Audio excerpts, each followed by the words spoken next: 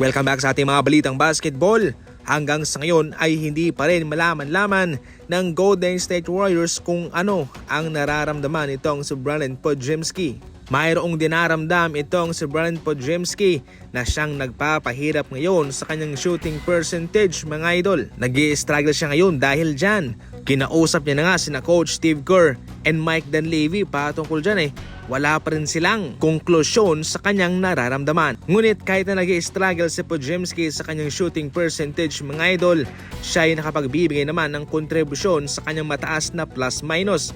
Sa pagsisimula nga ho ng NBA season, mataas siya. Ibig sabihin nun ay maganda ang impact na kanyang naibibigay sa kanyang mga kasama at sa kanyang kupunan kahit na hindi man siya kumakamada ng mataas na puntos. Yung kanyang presensya lang ay sapat na. Sa ngayon, atin pa ring babantayan itong kalagayan ni Podziemski, mga idol. Isa itong malaking balita para sa mga fans ng Brooklyn Nets dahil as of now, lahat ay available sa trade. Ayon mismo yan kay Sam Amick ng The Athletic, lahat ng mga manlalaro maski nga si Cam Thomas, yung kanilang star player ngayon, ay posibleng i-trade. Sa mga nakalipas na buwan, naibalita na nga na sina Dennis Schroeder, Dorian Finney-Smith, Cameron Johnson, pati si Bojan Bogdanovic ay pwedeng i-trade. Ngayon lumabas naman yung rising star nila na si Cam Thomas. Ayon naman sa mga usap-usapan, especially doon sa loob ng Brooklyn Nets, itong si Cam Thomas ay hindi naman daw magtatagal sa kanila. At kaya sa ngayon na maganda pa naman daw ang kanyang nilalaro at desenteng numero ang kanyang kinakamada, gagawin nila itong oportunidad para siya i-trade upang sa ganun ay hindi sila mahirapang maidispatcha siya. Mas mabuti na lang daw ito, mga idol, kumpara sa makitang umalis sa free agency si Cam Thomas.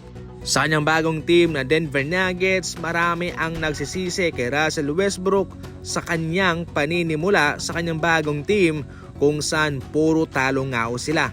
Umabot pa nga sa punto na parang siya naman yung ginagawang scapegoat ngayon sa Nuggets, mga idol. Subalit nung siya ipinasok nga sa starting lineup ay umiba nga ang ikot ng kanilang laban at naging maganda na.